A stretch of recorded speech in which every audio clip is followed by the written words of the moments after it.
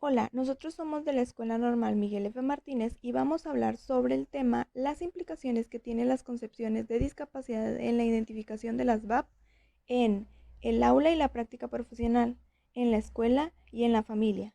También hablaremos sobre las razones por las que se ha de transitar de la integración a la inclusión, a cargo de los normalistas Paola, Bianca, Roberto y Carolina de séptimo B. Las implicaciones que tienen las concepciones de discapacidad en la identificación de las VAP se divide en el aula y en la práctica profesional. La integración educativa significa un cambio radical en los planteamientos, creencias y prácticas educativas, que comenzó con la incorporación de alumnos con discapacidad en los centros y en las aulas ordinarias. Representa un avance muy significativo y relevante para acabar con la exclusión y la discriminación de ciertos alumnos, potenciando la equidad y la igualdad de oportunidades. En 1978, el informe Warnock plantea el concepto de necesidades educativas especiales, que implica una nueva forma de entender la integración de los alumnos con discapacidades en las aulas ordinarias, rompe con el dominio del déficit y modifica la perspectiva de análisis, dando importancia y relevancia al contexto, a sus oportunidades y recursos sobre la deficiencia y las limitaciones. Esta concepción establece una relación asimétrica entre la persona y su entorno, pues se potencia una cultura basada en la discapacidad donde prevalece la pertenencia a un determinado grupo con déficit comunes, más que a las características y demandas particulares de cada uno. Esto se realiza mediante un conjunto de acciones orientadas a eliminar o minimizar las barreras que limitan el aprendizaje y participación. En este caso, las barreras que se pueden presentar en el aula son las de práctica de didáctica, ya que se generan principalmente en el actuar de los docentes, así como en los especialistas o en los equipos de apoyo. Se identifica particularmente en el aula, por lo tanto se considera como específicas y se asocian más al aprendizaje. En este sentido, el trabajo de la escuela inclusiva se deriva en dos líneas. Por una parte, en detectar para eliminar o minimizar las barreras y por otro lado, en identificar aquellos ajustes, recursos, apoyos, estrategias o materiales que se requieran para el desarrollo potencial del alumnado. Por lo tanto, en la educación básica se propone que la escuela asuma los principios de la educación inclusiva, que en el Consejo Técnico Escolar se aborde las problemáticas y formas de intervención del alumnado en situaciones de riesgo de exclusión independientemente de su condición, que reconozcan que el aula es el espacio ideal para la atención de estos alumnos y que los maestros realicen trabajos en conjunto para atender las condiciones y eliminar las barreras. En la escuela. Históricamente, la discapacidad en la escuela se concretaba en los déficits que presentaba un alumno determinado y en las dificultades que éste tenía para adaptarse a las exigencias del entorno escolar. Ahora bien, poniendo énfasis en el concepto de barreras para el aprendizaje y la participación de Booth y Ainscough 2002, podemos decir que de acuerdo con este modelo social, las barreras para el aprendizaje y la participación aparecen a través de la interacción entre alumno y su contexto. En cuanto al concepto de la integración, se contempla que el problema está en el alumno, que requiere actuaciones especiales y la adaptación al sistema, pero estas reformas y esta adaptación se reducen al diseño de programas específicos para atender las diferencias. El modelo de educación inclusiva, desde su punto de partida, reconoce que la escuela debe proporcionar una buena educación a todos los alumnos, independientemente de sus diferentes aptitudes. Desarrollar la educación inclusiva hace referencia a tres dimensiones, que son crear culturas inclusivas, elaborar políticas inclusivas y desarrollar prácticas inclusivas. Los elementos que se incorporan y las características organizativas de una escuela inclusiva son, primeramente, los apoyos, es decir, la incorporación de nuevos y variados recursos tanto humanos como materiales. Después tenemos la colaboración, donde los docentes forman equipos de trabajo cohesionados por un objetivo común y único. Y por último está la relación con las familias. Esta incorporación facilitará la normalización de las relaciones entre los alumnos, aumentando el compromiso y el conocimiento sobre la propia discapacidad. Los actuales paradigmas con los que se define la discapacidad permiten también definir el rol de la familia en la vida de una persona con discapacidad, pues así como lo menciona en el artículo 1 de la Convención de los Derechos de las Personas con Discapacidad, Las personas con discapacidad incluyen a aquellas que tengan deficiencias físicas, mentales, intelectuales o sensoriales a largo plazo, que al interactuar con diversas barreras puedan impedir con su participación plena y efectiva en la sociedad en igualdad de condiciones con las demás. Esta idea obliga a la familia a descartar ideas que consideran la discapacidad como un castigo o una enfermedad que impide a la población valerse por sí misma. Se dice que la noción de una discapacidad se enfatiza en las limitaciones que se encuentran en el entorno donde se desenvuelve la persona. Una familia que no se apropie de esta concepción sobre la discapacidad se puede convertir en la primera barrera para el crecimiento de su hijo o hija, y de esta manera también limitar su propio crecimiento personal. De acuerdo al Código de la Niñez y la Adolescencia en sus artículos 22 y 33, se manifiesta que las familias que cuentan con uno o varios miembros con discapacidad cumplen las mismas funciones que una familia sin esta condición. Sin embargo, el nacimiento de un hijo con discapacidad constituye para la misma un acontecimiento inesperado. Ninguna familia está preparada para esta eventualidad. La aceptación de la condición de discapacidad de un miembro de la familia requiere de un proceso en el cual ésta afronte de manera exitosa esa situación imprevista.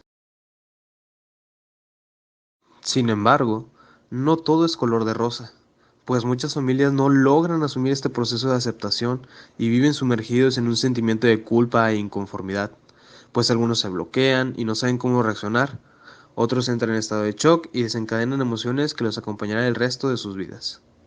Si bien es cierto que la mayor parte de las necesidades de las familias con personas con discapacidad son las mismas que las de todas las familias, la presencia de un miembro con discapacidad puede generar requerimientos diferentes en las diversas etapas de la vida familiar, necesidades mediadas por factores sociales, económicos e incluso culturales.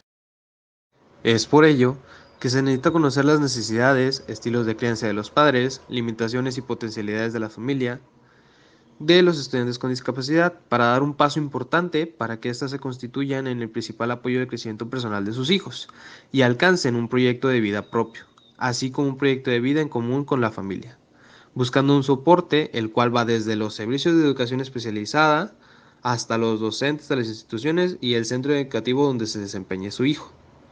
Es claro decir que la escuela espera que la familia no solo acepte la condición de la discapacidad de su hijo, sino que en conjunto se conviertan en un espacio que potencialice las capacidades de la persona para lograr los mayores niveles de autonomía.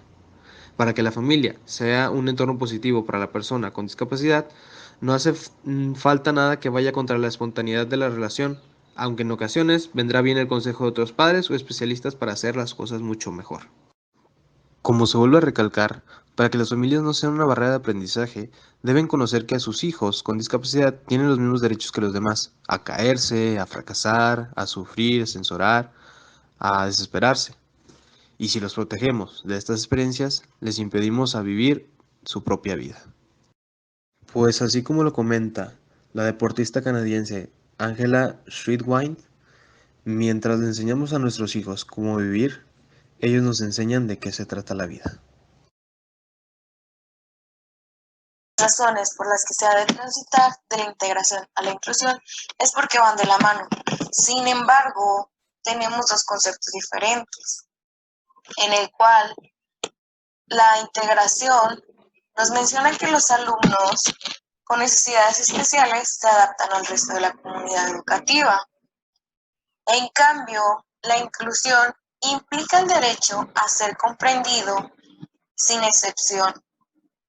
Todos los alumnos no solo deben de estar escolarizados en aulas regulares, sino que además deben alcanzar el éxito escolar, gracias a una educación fundamentada sobre la atención a la diversidad. En la inclusión, la sociedad se adapta para atender las necesidades de las personas con necesidades especiales. Los cambios benefician a todos y todos ganan. Se defienden los derechos de todas las personas. También permite y promueve la participación de grupos excluidos. Se transforman los sistemas para que sea de calidad para todos. También no disfraza las limitaciones porque son reales, dejando un punto muy en claro que todos son diferentes, pero también todos son personas. Y no hay que separar normales de especiales o excepcionales. En cambio, de la inclusión a la integración, los alumnos se preparan para poder ingresar a escuelas regulares. Se hacen cambios en las personas con necesidades especiales. También deben adaptarse a los sistemas que ya existen y las transformaciones que suceden son muy superficiales. Solo se insertan al sistema las personas que se consideran aptas. Se piensa que el grupo de personas con determinada discapacidad son iguales. No se respeta su individualidad. Dentro de las diferencias entre integración e inclusión, podemos tomar en cuenta que la inclusión no se centra solo en las discapacidades o en el diagnóstico de las personas, sino que se centra en sus capacidades. La inclusión educativa también no solamente está dirigida a la educación especial, sino que está dirigida a la educación en general. También podemos tomar en cuenta que la inclusión no solo supone cambios superficiales en el sistema, sino que supone transformaciones profundas. También en la inclusión no solo se basa en los principios de igualdad y competición, en el cual se basa en los principios de equidad, cooperación y solidaridad. Un dato muy importante que menciona la UNESCO es acerca de la integración, la cual se relaciona con el concepto de necesidades educativas especiales. Solo desde el conocimiento podemos llegar a la inclusión y a una educación para todos, donde la equidad y la igualdad de oportunidades presidan todas las decisiones. En las escuelas inclusivas o escuelas para todos hace posible que todos los niños aprendan juntos, independientemente de sus diferencias. También se busca el éxito escolar para todo el alumnado. Cuentan con un profesorado preparado para atender a la diversidad de los estudiantes. Garantizan el acceso al currículum común, pero a la vez diferenciado, para atender a las especialidades de cada estudiante. Promueve la participación de los padres en torno a la toma de decisiones. Una escuela inclusiva ofrece aceptación, comprensión, infraestructura, adaptaciones curriculares, expectativas de desarrollo y metodologías. Pero también nos menciona acerca de un perfil de docente inclusivo, el cual es innovador, emprendedor, afectivo, racional, empático, comunicador y promotor. Una escuela las personas, al igual que las aves, son diferentes en su vuelo, pero iguales en su derecho a volar. No todos tenemos los mismos intereses, necesidades, expectativas, tiempos y ritmo de aprendizaje de vivencias. Por lo tanto, respetemos las diferencias y brindemos oportunidades.